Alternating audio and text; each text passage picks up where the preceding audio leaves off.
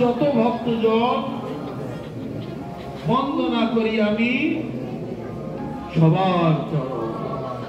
জয় সমস্ত বৈষ্ণব মন্ডলী কি জয়, বৃন্দা দেবী কি জয়, তুলসী দেবী কি জয়, ভক্তি দেবী কি জয়, হরিনাম সংকীর্তন কি নিতাই গৌর প্রেমানন্দে।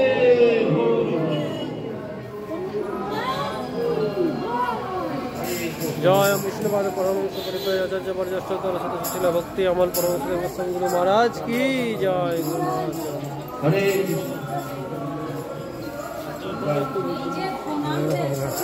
হরে জয় জয় সকলের কৃষ্ণ ভক্তি সকলের কৃষ্ণ ভক্তি হোক, সকলের কৃষ্ণ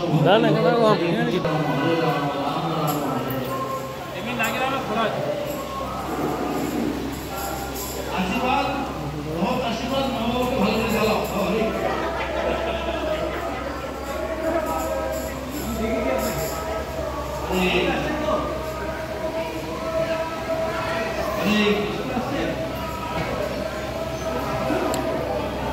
এবার সাইডে দাঁড়ান, একটু প্রণাম করে মহারাজ একটু প্যাকে চলে যাবে।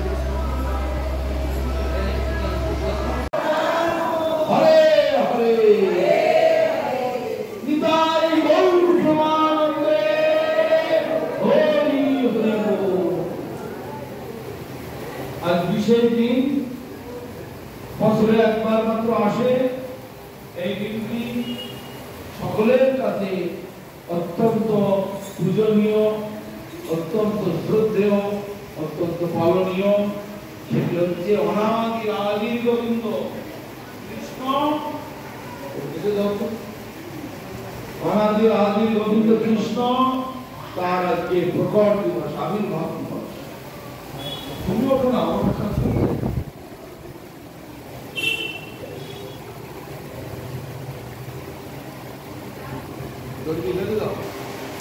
ভাদ্র মাস অনেকে অশুভ মনে করে, চৈত পৌষ ভাদ্র এগুলো তো অশুভ,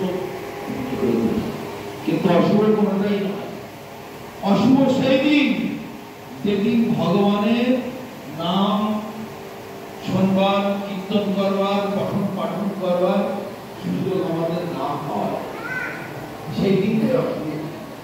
এই ভাগবত বলছে যতচ্যুত কথা লাভ কর্ম বিদুষ বর্জিতম তদ্দিনং দুর্দিনং মন্যে মেঘাচ্ছন্নং মধুরিণম। আকাশে মেঘ তো এখানে আর কেউ আসতোই না, একটু বৃষ্টি পড়লে না এখানে একটা লোক দাঁড়াতে পারে, সব পুরো বৃষ্টি হয় তো সব ঘরে গিয়ে বসে টিভি দেখে। তাই ভাগবত বলছে কি একটু মেঘ করলো, কি একটু বৃষ্টি হলো, রাস্তায় জল হলো, কাদা হলো, অশুভ দিন। এইগুলো কখনো অশুভ দিন নয়। অশুভ দিন সেই দিন যেদিন আমার কর্মকুহরে ভগবানের নাম গুণগান কীর্তন, হরিনাম কীর্তন, ভগবানের অমৃতময় বাণী সবার সৌভাগ্য না হবে, সেই দিনটা হচ্ছে অশুভ দিন। অন্য কোনো দিন অশুভ দিন নয়। কি ভাদ্র মাস, কি পৌষ মাস, কি চৈত্র মাস। অতএব লোকের কাছে এই অশুভ সংবাদকে কাটাবার জন্য ভগবান স্বয়ং ভাদ্র মাসে। তাহলে সবাই হাত জোড় করে একটু ভগবানের দিকে আমরা একটু প্রার্থনা করে শুরু করি। তোহা কৃষ্ণ করুণা সিন্ধু দীনবন্ধু জগৎপতে গোপেশ গোপিকাকান্ত রাধাকান্ত নমস্তুতে। পাশে রাধারানী আছেন, তারও একটু গুণগান করতে হয়। তপ্ত কাঞ্চন গৌরাঙ্গী রাধে বৃন্দাবনেশ্বরী বিশ্বভানুসুতে দেবী প্রণমামি হরি প্রিয়ে। এই সেই রাধা কৃষ্ণ দুজনে একসঙ্গে মিলিত হয়ে গৌরাঙ্গ হয়েছে। ওই কৃষ্ণের ডান দিকে দাঁড়িয়ে আছেন গৌরাঙ্গ, অন্য কেউ নয়, রাধা কৃষ্ণের মিলিত তনু বিগ্রহ। তাই গৌরাঙ্গকে একটু প্রণাম জানাতে হয়। নম মহাবদন্নায় কৃষ্ণ প্রেম প্রদায়তে কৃষ্ণায় কৃষ্ণ চৈতন্য নামনে গৌরোত্তিষে নমঃ। ঈশ্বর পরম কৃষ্ণ সচ্চিদানন্দ বিগ্রহ অনাদির আদির গোবিন্দ সর্বকারণ কারণ। হরে কৃষ্ণ কৃষ্ণ কৃষ্ণ হরে হরে, হরে রাম রাম রাম হরে। কৃষ্ণ হচ্ছে একমাত্র সর্বকারণের কারণ। এই বিশ্ব ব্রহ্মাণ্ডে, শুধু এই বিশ্ব ব্রহ্মাণ্ডে নয়, অনন্ত কোটি বিশ্ব ব্রহ্মাণ্ডে কৃষ্ণকে ছাড়া অন্য কিছু পাওয়া যায় না। এমন কোন একটি পরিমাণে জায়গা খালি পাওয়া যায় না যেখানে কৃষ্ণ নাই। তিল পরিমাণ, বিন্দু পরিমাণে জায়গাও পর্যন্ত খালি পাওয়া যায়। আমরা সবাই কৃষ্ণের দেহের মধ্যে আছি। কোটি কোটি বিশ্ব ব্রহ্মাণ্ড, পৃথিবী, আকাশ বাতাস, জল, আগুন, মাটি, গাছপালা সব কিছু ভগবানের শরীরের মধ্যে বিরাজ করে। ভগবান যখন বিশ্বরূপ দর্শন করালেন অর্জুনকে, তখন দেখতে পাচ্ছেন সমস্ত ইহকাল, পরকাল, মহাকাল, অতীত, বর্তমান, ভবিষ্যৎ সব কিছু ভগবানের শরীরে। তাহলে কত বড় গুরুত্বপূর্ণ চিন্তা করুন। মহাপ্রলয়ের সময়, বাচ্চাটাকে একটু সামলান, মহাপ্রলয়ের সময় মার্কণ্ডেয় ঋষি 7 কল্প আয়ু পেয়েছিলেন। 1 কল্প সমান কয়েক হাজার কোটি বছর। তাহলে 7 কল্প সমান কত? অত বছর আয়ু পেয়েছিলেন মার্কণ্ডেয় ঋষি। মহাপ্রলয়ের সময় এই বিশ্ব ব্রহ্মাণ্ড যখন জলমগ্ন হয়ে গেছে, তো সবাই সবকিছু ভেসে ভেসে চলে যাচ্ছে। যারা মরে যাচ্ছে, মরে জল গিলে মোটা হয়ে উড়ে ভেসে ভেসে চলে যাচ্ছে। এতটুকু জায়গা কোথাও খালি নেই। মার্কণ্ডেয় ঋষিকে 7 কল্প আয়ু পেয়েছে, তার তো মৃত্যু হবে না। 7 কল্প পরে তার মৃত্যু হবে। তাহলে সেই মার্কণ্ডেয় ঋষি সেও জলে ভেসে যাচ্ছে সাথে, কিন্তু দুর্ভাগ্যের বিষয় খাবার কিছু পাচ্ছে না। সেটা জলজন্তু নয়, সেটা আমাদের তো মানুষ। সে তো অন্ন, ডাল, সবজি, শাক, পাতা, ফল, মূল, রুটি, বিস্কিট এইসবই চাই বেশি। কিন্তু জলের মধ্যে কোথায় পাবে সেগুলো? জলজ প্রাণী যারা, তাদের অদক্ষ। কোটি কোটি লোক মারা গেছে, কোটি কোটি জীবজন্তু মারা গেছে, সেই সব জিনিস রেখা জলজন্তুগুলো। কিন্তু মার্কণ্ডেয় ঋষি কি খাবে? ক্ষুধার জ্বালা সহ্য করতে পারছে না। একটা কুকুর মরে ভেসে যাচ্ছে, কুকুরটার বাচ্চা ছিল, বাচ্চাগুলো সব মরে গেছে। সেই কুকুরটা ফুলে ফেলে মোটা হয়ে গেছে, পেটটা উপরের দিকে ভেসে চলে যাচ্ছে। ওই মরা কুকুরটাকে ধরেছে, মরা কুকুরের দুধ খাচ্ছে। একটা ঋষি হয়ে বাঁচবে কি খেয়ে, জীবন ধারণ করবে কি করে, এইভাবে চলছে। তারপরে হঠাৎ কি হলো, দেখছে একটা বটের পাতা, বড় একটা বট পাতা ভেসে যাচ্ছে। বট পাতাতে দেখে ছোট্ট কৃষ্ণ মূর্তি একটি তাতে হাত পা নাড়াচাড়া করছে, বট পাতার উপরে ভেসে যাচ্ছে। তখন মার্কণ্ডেয় ঋষি হাসতে আরম্ভ করে, তুমি নাকি ভগবান? কৃষ্ণ তুমি কি ভগবান? তো ভগবানের এই গতি, কেউ ভেসে চলে যাচ্ছে। তুমি কি কেন ভগবান? মহাপ্রলয় হয়েছে, কোটি কোটি জীব নানান কর্ম ফলেতে তারা পাপে ভরপুর, তাদের হবে কষ্ট, তাদের হবে দুঃখ। কিন্তু ভগবানের আবার কি? তো ভগবানেরও এই দুর্গতি, আর কি ভেসে চলে যাচ্ছে বট পাতায়, দেখি দেখি দেখি ভালো করে দেখি কৃষ্ণ কেমন করে ভালো করে দেখি কৃষ্ণ গীতা শুনে ভালো করে দেখি কৃষ্ণকে কোনোদিন দেখতে পারি কৃষ্ণের ছবি দেখি কিন্তু কৃষ্ণকে দেখি আর যদি কৃষ্ণকে দেখি বলে একটু সাথে সব ভেসে যাচ্ছে দাঁড়াও জায়গা নেই গরম সাথে ওই কৃষ্ণের কাছে গেছে কৃষ্ণের কাছে গেছে যেমন মাঝে মাঝে আমাদের নাকের মধ্যে মুখের মধ্যে মশা মাছি ঢুকে যায় না কৃষ্ণের নাকের কাছে মুখের কাছে যেই গেছে কৃষ্ণ নিঃশ্বাস ফেলেছে মাকে মেরেছি একটা মশার মতো তার শরীরে মশা যেমন আমাদের নাকের মধ্যে ঢুকে পড়ে কানের মধ্যে ঢুকে পড়ে ওই রকম ফুস করে একটা মশার মতো কৃষ্ণের নাকের ভিতরে ভিতরে ঢুকে দেখে রে বাবা অনন্ত কোটি ব্রহ্মাণ্ড সব ঠিকঠাক আছে এই ব্রহ্মাণ্ড সব ঠিকঠাক আছে স্বর্গলোক ওদিকে ব্রহ্মলোক ওদিকে ভূর ভুবস্বঃ মহাজন তপসত্য অতল বিতল সুতল তলাতল মহাতল মহাতল পাতাল সব ঠিকঠাক আছে সেই বৃন্দাবন ধাম ভগবানের সেই দিব্য লীলা ক্ষেত্র কিচ্ছু নষ্ট হয়নি সব ঠিকঠাক আছে তবে এই যে বন্যা এই যে প্লাবন এই যে একবারে মহাপ্রলয় সব যে জলে ডুবে গেছে এগুলো কিছুই না এগুলো হচ্ছে মায়া মায়া মুগ্ধ জীবের নাহি কৃষ্ণ স্মৃতি জ্ঞান জীবের কৃপায় কৃষ্ণ কইল বেদ পুরাণ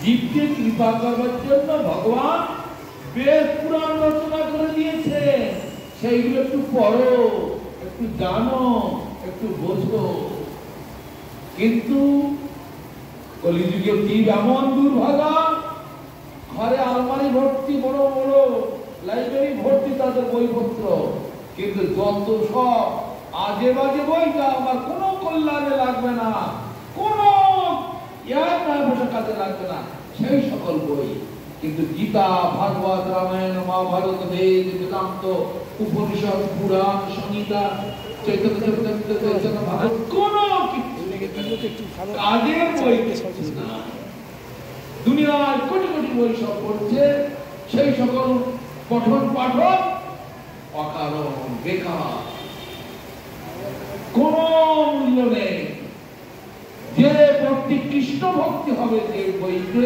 যে গ্রন্থ সেই গ্রন্থ আমাদের পড়তে হবে তাই বলছে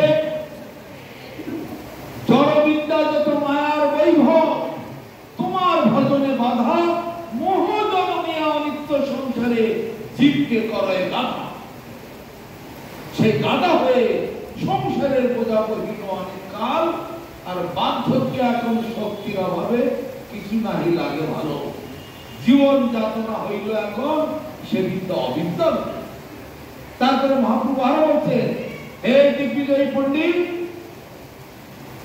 দিগ্বিজয় করিব ইহা বিদ্যার কার্য নহে কৃষ্ণ ভক্তি রহে যাতে সেই বিদ্যা সত্য করে যে বিদ্যার দ্বারা কৃষ্ণ ভক্তি হবে সেই বিদ্যাটাই সত্য আর কোন বিদ্যা সত্য নয় কিন্তু এই কলির যুগ কলির জীব এতই মায়ার গোলামি করছে তারা তাদের আসল জ্ঞান কি আসল প্রয়োজন কি কি আমাদের দরকার কেউ বুঝতে চায় না নাম মাত্র বছরে একটা দিন জন্মাষ্টমী সবাই বলে একটু পালন করতে হয় তাই একটু ঠাকুরকে দণ্ডবার্তা করে গেলাম কিন্তু তাও আবার 24 ঘন্টা উপবাস রাত্রি জাগরণ নির্জলা থাকা কষ্ট করতে পারবো কত কষ্ট করতে পারবো শিবের বেলায় পারবো কেননা মনের মতো ঘর চাই মনের মতো বর চাই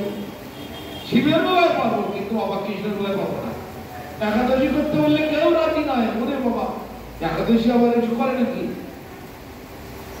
ওসব লোকেরা করে কিন্তু শিব চতুর্দশীর বেলায় সব একটা পেটে কাঁপতে হবে যে খালি পেটে খুব কষ্ট করতে পারে না ওই চরম সুখ শান্তিটা পাবো এই আর যাই হোক এই হচ্ছে সেই মাতৃ অভিষেক করলে শেষকালে সেই কৃষ্ণের ভিতরে ঢুকে দেখেন সব কিছু সুসজ্জিত আছে, কোনো কিছু ক্ষতি হয়নি, কোনো কিছু লোকসান হয়নি।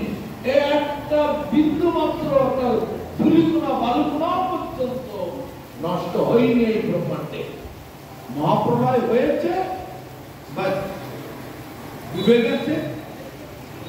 এটা একটা বাহ্যিক, এটা হচ্ছে একটা মায়া। মায়ায় যারা মোহিত হয়ে আছে তাদের কাছে এই সব, কিন্তু মায়ারে করিয়া জয় ছাড়ানো না যায় এই সাধু গুরু কৃপা বিনা না দেখি উপায়।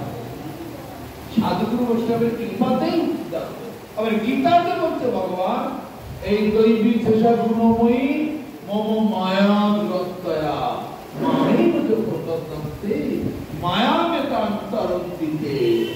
আমার এই গুণময়ী মায়াকে অতিক্রম করবার ক্ষমতা, এড়িয়ে যাওয়ার ক্ষমতার কারণে,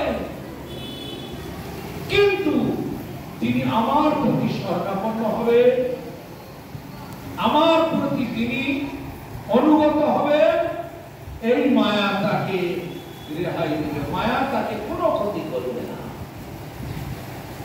সেই জন্য কৃষ্ণ ভক্ত যারা হবে, হরিনাম যারা করবে, কলিযুগে ধর্ম হরিনাম, হরিনাম যারা কীর্তন করবে, বিশ্ব ব্রহ্মাণ্ডের এমন কোন শক্তি নেই তাকে ক্ষতি করে। তাই মহাপ্রভু এক কথায় বলে দিলেন হরিনামের সর্বশেষ এই কলির দিন হরিনামের বেলায় যত কষ্ট আর যত লজ্জা হরিনাম করতে, তিলক করতে গেলে লজ্জা লাগে, গলায় তুলসীর মালা পরতে লজ্জা লাগে, হরিনামের মালা জপ করতে লজ্জা লাগে, এমনই দুর্ভাগ্য থাকে। তো যাই হোক, এবার একটু গোড়ার দিকে আসি। ভগবান গীতাতে বলছেন যদা যদা হি ধর্মস্য গ্লানির্ভবতি ভারত অভ্যুত্থানমধর্মস্য তদাত্মনাং সৃজমহং পরিত্রাণায় সাধূনাং বিনাশায় চ দুষ্কৃতম ধর্ম সংস্থাপনার্থায় সম্ভবামি যুগে যুগে। যখন যখন ধর্মের গ্লানি হয় আর অধর্ম মাথা চড়া দিয়ে আমি তখন তখন অবতীর্ণ হই। এই কলিযুগের শুরুতে সবে মাত্র ৫,৫০০ বছর হয়েছে, কলির আয়ু কিন্তু ৪,৩২,০০০ বছর, ৪,৩২,০০০, তার মধ্যে সবে মাত্র ৫,৫০০ বছর হয়েছে। তো তার আগে ছিল তারপর যুগ, যার ভগবান ছিলেন একটা ভক্তির রেওয়াজ, একটা ভক্তির প্রভাব সেখানে ছিল, সেই জন্য ভগবান একটু দেরি করলেন। ভক্তির প্রভাব আছে যখন চলতে চলো, যখন দেখবো ভক্তি শূন্য হয়ে গেছে, যখন দেখবো যে আর কেউ হরিনাম করছে না, ভগবানের দিকে তাকাচ্ছে না, ভগবানের কথা স্মরণ দিচ্ছে না, ভগবানকে বিশ্বাস করছে না, ভরসা করছে না, তখন গিয়ে আমি আবির্ভাব। তাই ৫,০০০ বছর পরে এসে দেখলেন আর ভগবানকে কেউ চিনতে পারছে না। অতি বড় সুকৃতিশালী স্নানের সময় গোবিন্দ পুণ্ডরিকাক্ষ নাম উচ্চারণ, অত্যন্ত ভাগ্যবান পুণ্যবান যারা ওই গঙ্গায় স্নান করার সময় হে গোবিন্দ, হে পুণ্ডরিকাক্ষ, এইসব এইসব ২-৪টি কথা উচ্চারণ করে, আর কেউ জানে না। গীতা ভাগবত সবাই পড়ছে, লোককে পড়াচ্ছে, কিন্তু ব্যাখ্যা করে মায়াবাদীর উপর, শক্তির ব্যাখ্যা করে, তারপরে জ্ঞানের উপরে ব্যাখ্যা করে, কর্মের উপরে ব্যাখ্যা করে, কিন্তু ভক্তির উপরে ব্যাখ্যা করে না। তাহলে সব ভক্তি শূন্য হয়ে গেছে জগৎ। মহাপ্রভু তখন চিন্তা করলেন এবার আমাকে যেতে হবে। যাই ভাবছিলাম তারপর যুগের ওই খেলায় কিছু দূর, আর কিছুকাল পরে কিছুদিন চলুক, কিন্তু মানুষ ভক্তি হারিয়ে ফেলেছে, ভক্তি শূন্য এই জগৎ। তাহলে ভক্তি শূন্য হলে সব বেকার হয়ে যাবে, তার কিছুই সত্তা থাকবে। তাই ভগবান আর দেরি না করে আর ওদিকে বিভিন্ন ভাবেতে অদ্বৈত আচার্য, তারপর ওদিকে শ্রীনিবাস পণ্ডিত, তারপর ওদিকে গঙ্গাধর পণ্ডিত, তারপর ওদিকে তার পূর্বে ভগবানের আসার পূর্বে অন্যান্য সব ভগবানের পার্শ্বদকে জগৎকে পাঠিয়ে দিল, দিয়ে তারপরে উনি ঠিক সময় মতো মাঝামাঝি সময় মতো তিনি কিছুদিন 48 বছর ছিলেন। 48 বছর থাকার পরে থেকে সমস্ত কর্মী জ্ঞানী যোগী যোগী যা ছিল, যত সব অপধর্ম ছিল সব চুরমার করে দিয়ে শুদ্ধ ভক্তি প্রচার করে হরিনাম, গোলকের প্রেমধন হরিনাম সংকীর্তন, সেটাকে এই ভূমিতলে পৃথিবীতে প্রতিষ্ঠিত করে দিয়ে এই শুধু পৃথিবী নয় সমগ্র ব্রহ্মাণ্ড উদ্ধার হয়ে যাবে এই হরিনামে। এত শক্তি এই হরিনাম। সেই জন্য হরিনামকে বলা হয় মহামন্ত্র। পৃথিবীতে লক্ষ লক্ষ কোটি কোটি মন্ত্র আছে, সেগুলোকে শুধু মন্ত্র বলা হয়, একটা মহামন্ত্র বলা হয় না। কিন্তু হরিনামকে বলা হচ্ছে মহামন্ত্র, অল মন্ত্র দি বেস্ট। সমস্ত মন্ত্রের মধ্যে শ্রেষ্ঠ হচ্ছে হরিনাম। হরিনাম জপ করলে সমস্ত কোটি কোটি মন্ত্র জপ করার ফল হয়ে যায়, যাগযজ্ঞের ফল হয়ে যায়। তারপরে নানান তীর্থ ভ্রমণ, ওই হাজার লক্ষ কুম্ভমেলায় স্নান করার ফল হয়ে যায়। হরিনামের এত শক্তি, লোকে কুম্ভে স্নান করার জন্য হুড়ুহুড়ি করে কত শত লোক মারা গেল, হুড়ুহুড়ি করে কুম্ভমেলায় স্নান করবো। তো সেই কারণে লক্ষ কোটি কুম্ভমেলার ফল হরিনামে হবে। বাষ্পের যজ্ঞ, রাজসূহ যজ্ঞ, অশ্বমেধ যজ্ঞ, হাজার হাজার যজ্ঞের ফল এই হরিনামের মধ্যে। কোটি কোটি দেবী দেবতার পূজা, কোনটাই দরকার নেই, একলা ঈশ্বর কৃষ্ণ আর সব বৃত্ত। এই হচ্ছে শাস্ত্রের সিদ্ধান্ত।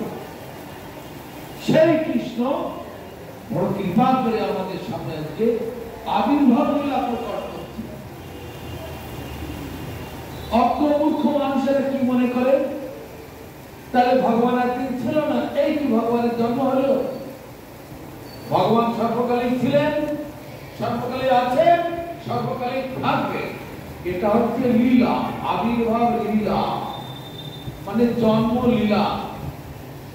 যেমন যাত্রা করে অভিনয় করে, একটি বেটা ছেলে মেয়ে ছেলে সাজলো, একটি মেয়ে ছেলে বেটা ছেলে সাজলো, একটা যুবক বৃদ্ধ সাজলো চুল টুল সাদা করে নিয়ে, একটা বৃদ্ধ লোক আবার যুবক সাজলো। অভিনয়, এটা তিনি জন্মের একটা অভিনয় করছে, কিন্তু এটা আমাদের পরমার্থ আছে।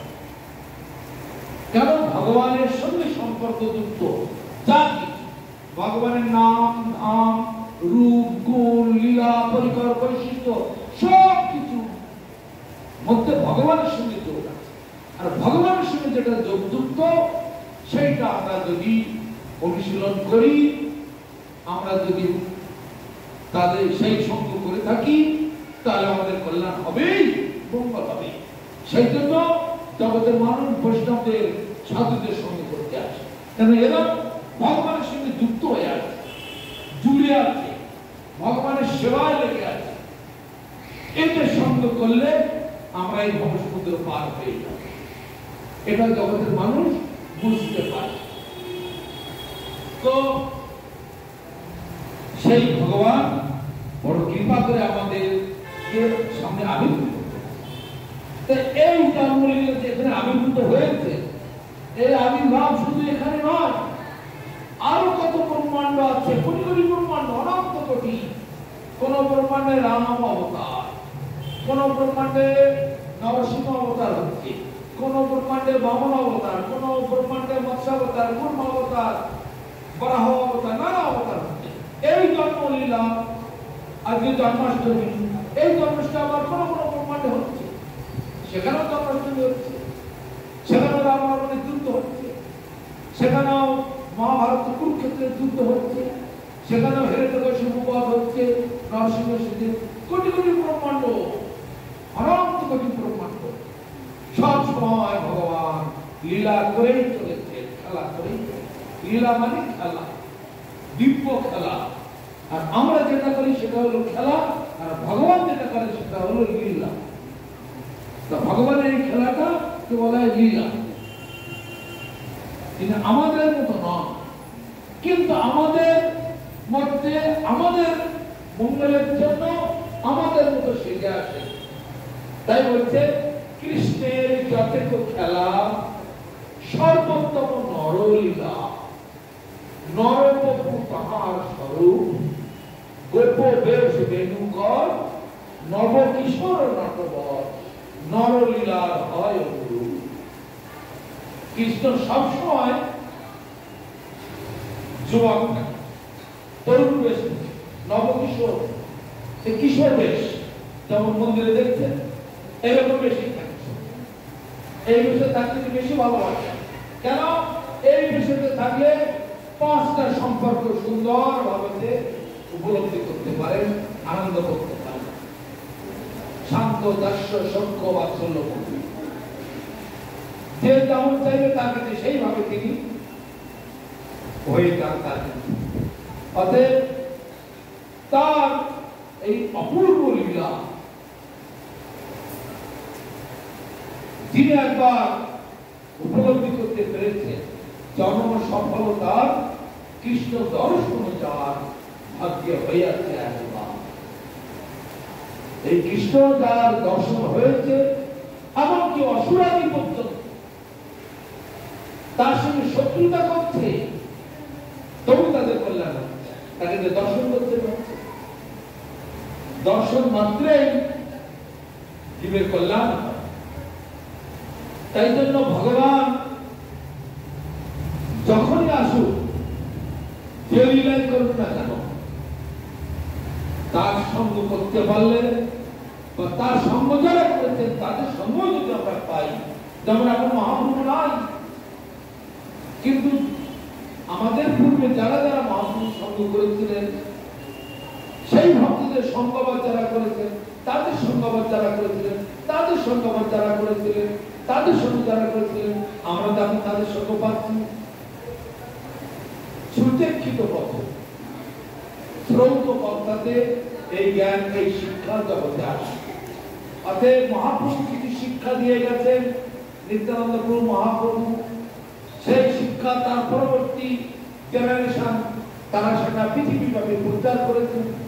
সেই শিক্ষা আবার তার পরবর্তী জেনারেশন তারা প্রচার করেছে, আবার সেই শিক্ষা তার পরবর্তী জেনারেশন প্রচার করেছে, তার পরবর্তী জেনারেশন, তার পরবর্তী জেনারেশন এইভাবে প্রচার করেছে, অবশেষে আমরাও পেয়ে গেছি। তাই ভগবান বলছেন এবং পরম্পরা প্রাপ্ত বিমান রাজস্বই, এ অর্জুন এইভাবে গুরু শিষ্য পারস্পর্য ক্রমে এই জ্ঞান আমি সারা জগৎ, বিশ্ব ব্রহ্মাণ্ড, অনন্ত বিশ্ব ব্রহ্মাণ্ডে এইভাবে আমি বিতরণ করেছি। ভগবান চলে গেছে, আর কি ভগবান আছে এরকম অনেকে মনে করে থাকে। আবার অনেক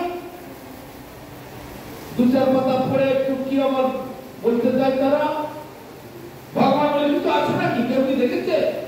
তুমি দেখেছো ভগবানকে? অত্যন্ত মূর্খের মতো।